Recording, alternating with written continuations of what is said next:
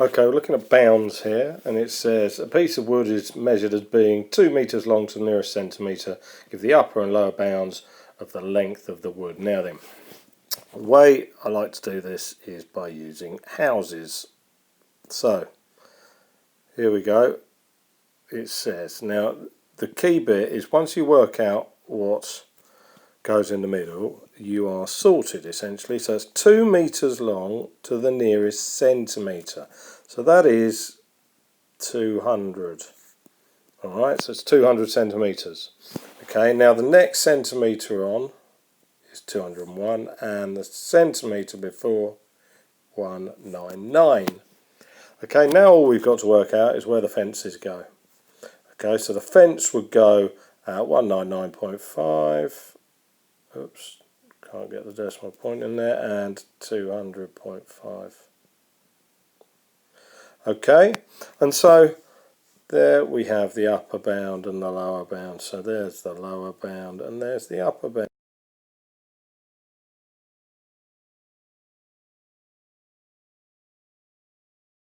Three and one, okay, would be the houses, or 1, 2, 3 looking at it. Okay, but that's, I think, probably the easiest way of doing this. Now then, when I look at this, a runner runs 200 metres round to the nearest metre, so I'm going to have to do 200 here. Oh, 200 again, look at that. Awful planning by me, but there you go. That's not actually, it's because it's a different thing. So it's to the nearest metre, well that was to the nearest centimetre, so again we're going to be doing 199 and 201. And it says to the nearest in 16.7 seconds, so 16.7. Okay, now that's the 3 significant figures. So actually what you've got here is 16.6 and 16.8. We've got to work out where the fence is in each case.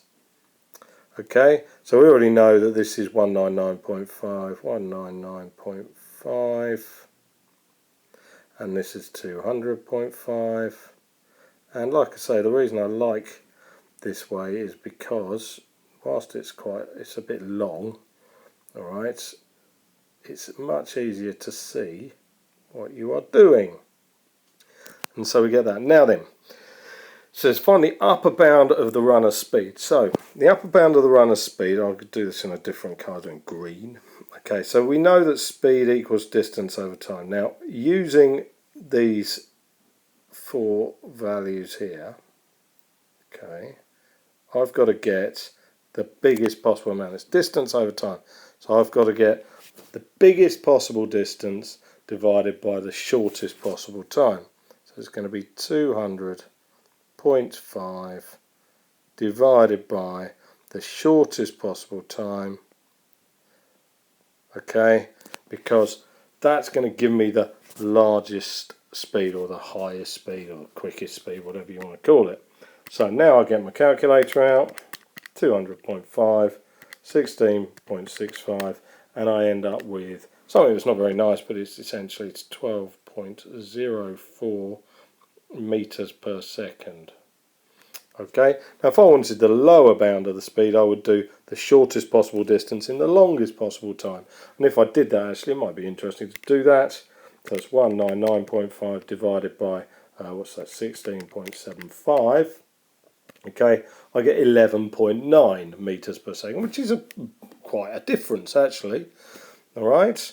But there you go. So just be a little bit careful, and the reason I did this particular example is because you have to think quite carefully about which ones you want to use. Now, when you're finding the upper or lower bound of a calculation, you need to do the bounds before you do the calculation. Don't do the calculation as normal and then find the upper and lower bounds of that. That's not what they're asking for. They're asking for the bounds. Bounds come from measurements, and this is a distance and this is a time, isn't it? And so that's what the bounds are for. Okay.